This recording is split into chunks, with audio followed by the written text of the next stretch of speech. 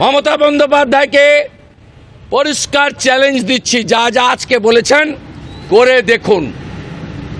শুধু উড়িষ্যা নয়, এই বাংলা থেকেও আওয়াজ উঠবে। পুরী ধামের নকল মানব না আমরা। সরকারি টাকায় আপনি রিলিজিয়াস পারফরমেন্স করতে পারেন না। আপনার ইচ্ছা ছিল মন্দির বানানোর, টাকা চাইতেন, হিন্দুরা দিয়ে দিত। ভাবতে পারেন জগন্নাথ দেবের মন্দির সেটা তৈরি হচ্ছে, তাই নিয়ে কটাক্ষ, এত ঈর্ষা কিসে?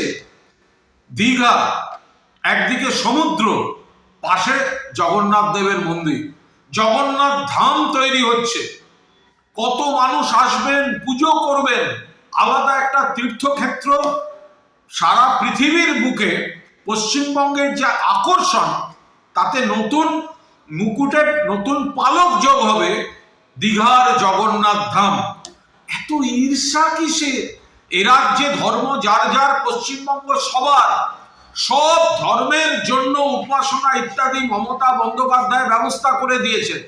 তো সেখানে যদি নতুন এত বড় একটা আকর্ষণীয় মন্দির তৈরি হচ্ছে, জগন্নাথ দেবের মন্দির, জয় জগন্নাথ, তো আপনারা যারা হিন্দু হিন্দু করেন বিজেপি, গায়ে কি ফোসকা পড়ছে নাকি?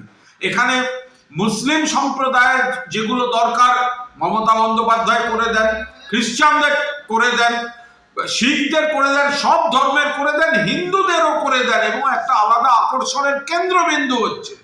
সেই জায়গায় দাঁড়িয়ে বিরোধী দলনেতা যে ছেলে মানুষই যে কটাক্ষ করছেন, এ দেখে মনে হচ্ছে যে এদের গোটাটাই হচ্ছে মেকি, গোটাটাই মেকি। একটা জগন্নাথ ধাম হচ্ছে আমাদের এখানে, কত গর্বে, সেটাও এরা সহ্য করতে পারছে না।